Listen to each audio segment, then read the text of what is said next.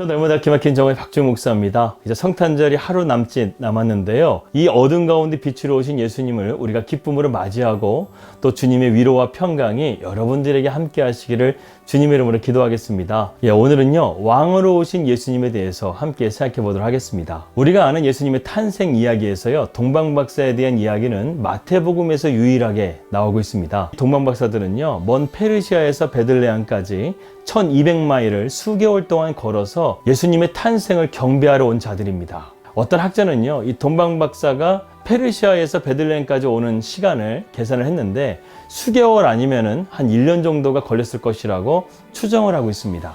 실제 여행하는 시간도 수개월이 걸리는데 이것을 준비하는 시간도 만만치가 않았을 것입니다. 따라서 그들은요, 하늘의 별을 보면서 예수님의 탄생을 준비하기 위해서 부지런히 베들레헴으로 향했던 것입니다. 사실 그들이 이러한 메시아의 탄생에 대해서 알고 있었던 것은요, 이 페르시아라는 곳이 어떤 나라였습니까?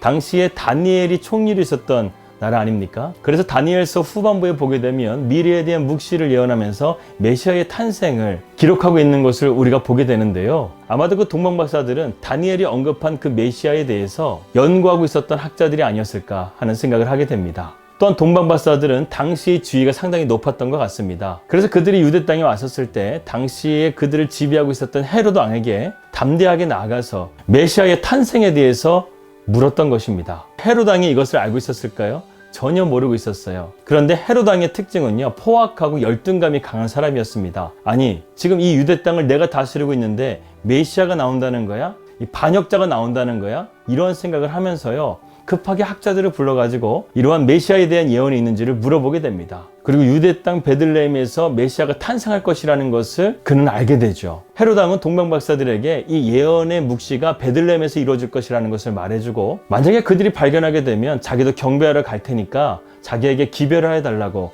이렇게 부탁을 했습니다. 그런데 헤로드 왕의 본심은 다른 데 있었죠. 그 아기를 찾아가지고 자기의 정적이 될 그 아이를 죽이기로 작정했던 것입니다. 결국 동방박사들은 예수님을 만나고 그들에게 경배를 한 이후에 그들의 꿈 가운데 하나님께서 나타나셔서 헤로드 왕을 만나지 않고 자신의 고국으로 돌아가게 되는 그런 스토리를 우리는 보게 되죠. 동방박사들이 기별이 없자 속은 것을 한 헤롯 대왕은요, 이 베들레헴 땅에 있는 2세 이하의 아기들을 다 죽이라고 살벌한 명령을 내립니다. 당시 베들레헴은 큰 도시가 아니었고 촌락이었기 때문에 학자들이 추정하기에는 그 도시에 아마 20명에서 30명 정도의 신생아들이 있지 않았을까 이렇게 추정을 하고 있습니다.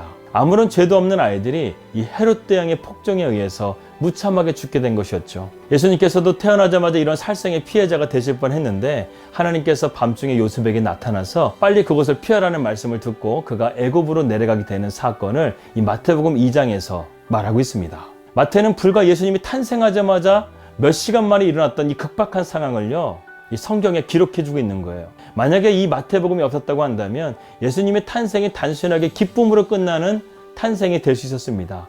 하지만 그렇지 않다는 거예요. 세상은 예수님의 탄생에 대해서 몰랐을 뿐만 아니라 이 예수님을 죽이려고 살벌한 그러한 정치적인 살인명령 또한 있었다는 것을 마태는 기록해주고 있는 것입니다. 여러분 어떻습니까? 하나님의 아들이 이 땅 가운데 우리의 죄를 구원해 주시기 위해서 오신 것만으로도 우리가 할렐루야 감사하면서 나가야 되는데 아무도 알아주지 않았어요.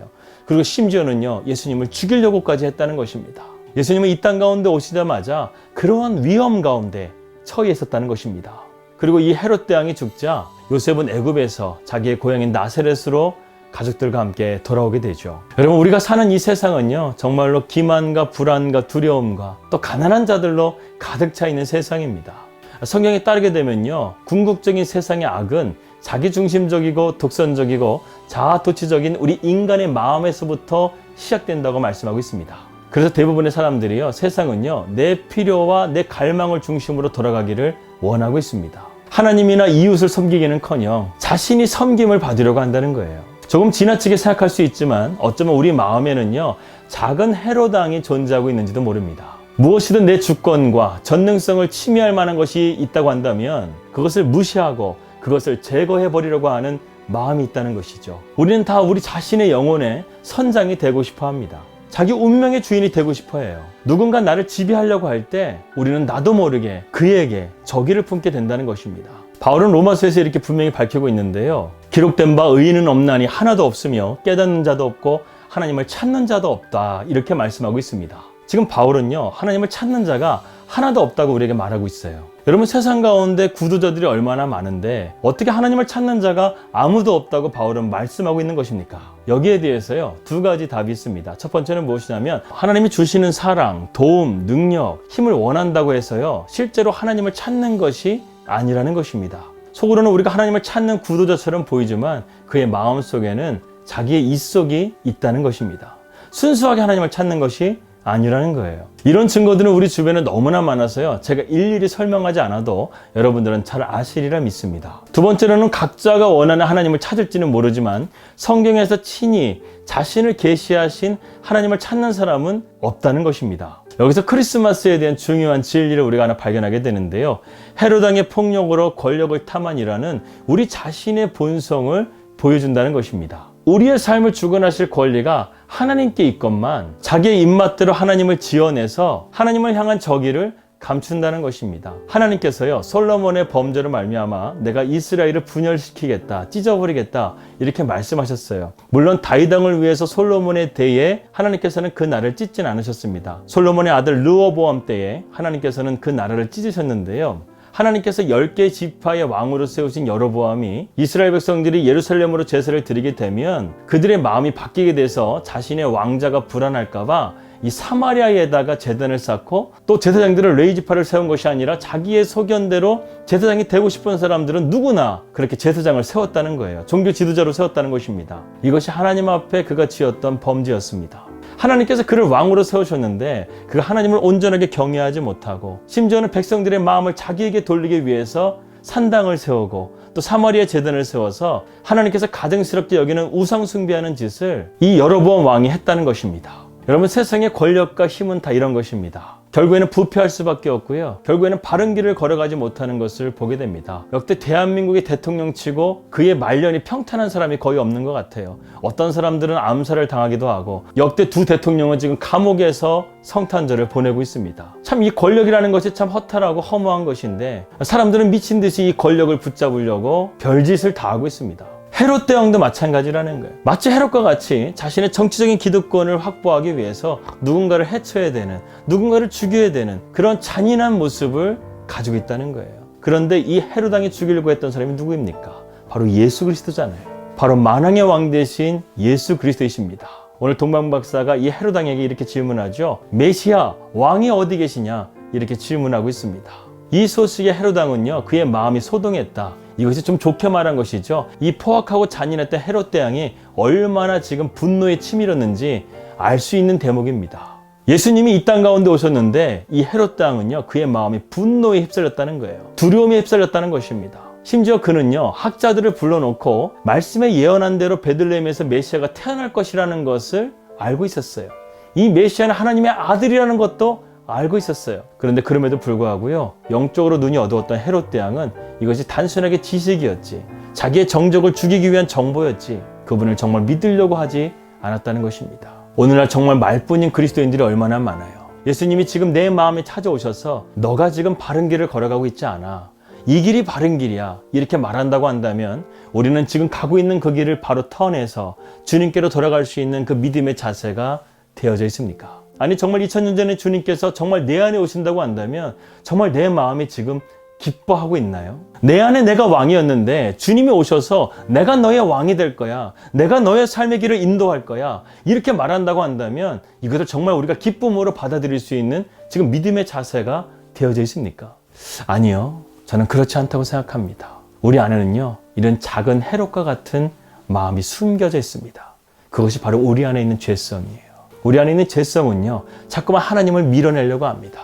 하나님을 멀리하려고 합니다. 우리는 여기에 넘어가면 안 됩니다.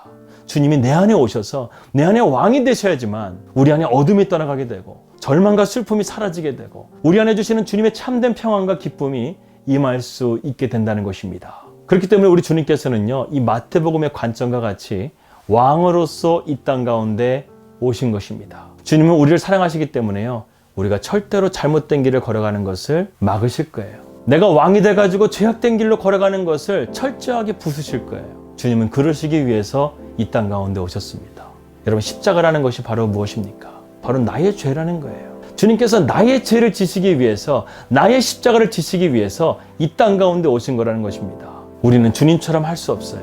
하지만 주님께서는요, 우리의 왕 되시기 때문에 기꺼이 자신의 생명을 바치면서까지도 우리의 영혼을 살리시기 위해서, 자신의 백성을 살리시기 위해서 우리에게 자신의 생명까지 아낌없이 주신 것입니다. 그렇기 때문에요, 예수님께서 왕으로 오신 것에 대해서 우리는 기뻐하며 이번 성탄절을 맞이해야 되겠습니다.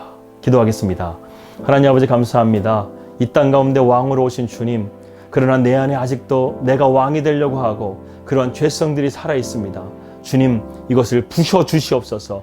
정말로 어둠이 떠나가게 하여 주시고, 주님이 내 안에 왕 되셔서 내 삶을 다스려 주시고 내 삶을 주님의 선한 길로 인도하여 주시옵소서. 이 땅 가운데 왕으로 오신 예수 그리스도를 우리가 믿음으로 나아가는 이번 성탄절이 될 수 있도록 인도하여 주시옵소서. 예수님의 이름으로 기도하였습니다. 아멘.